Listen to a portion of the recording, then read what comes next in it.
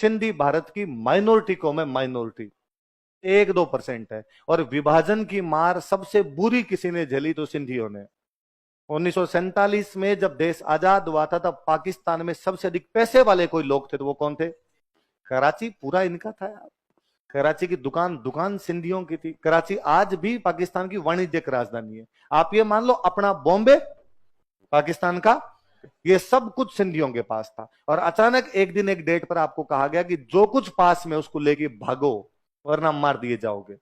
इसलिए सिंधी सारे के सारे वहां से भागे। हालात सिंधियों के ये थे कि एक परिवार में 9 लोग थे, 5 पुरुष और 4 महिलाएं मान लो, बच्चे समेत और सब मिला के। तो इंडिया जब पहुंचे थे तो 3 आदमी 1 महिला पहुंच पाए थे, बाकी सब बीच में काट दिए गए। या तो महिलाएं अपनी जान बचाने के लिए कुओं में कूद गई थी, या महिलाओं ने कटार मार मार के सुसाइड कर लिए थे, या बीच में किसी के द्वारा पकड़ के अपने घर पे रख ली गई थी। सारे सिंधी यहां पर नहीं पहुंच पाए थे। और जब यहां पर आए थे तब उनके पास अपने उस थैले में 2 जोड़ी कपड़े के अलावा कुछ भी नहीं था। सारे के सारे सिंधी पाकिस्तान से गरीब होकर यहां पर पहुंचे थे। और जीवटता वाली कौम है। यहां आने के बाद उन्होंने मूंगफली की रेडियां लगाई।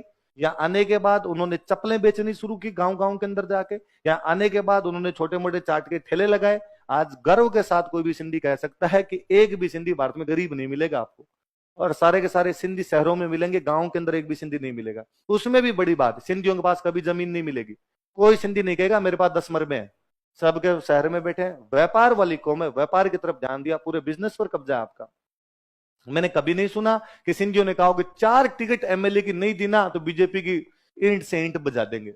मैंने कभी नहीं सुना कि सिंधियों ने कहा कि हमारे 5 एमपी जीत गए और शहर में लगाया बोर्ड, सिंधी समाज के 5 एमपी जीतने पर हार्दिक अभिनंदन है। क्योंकि सिंधी जानते हैं कि सरकार हम ही चलाएंगे।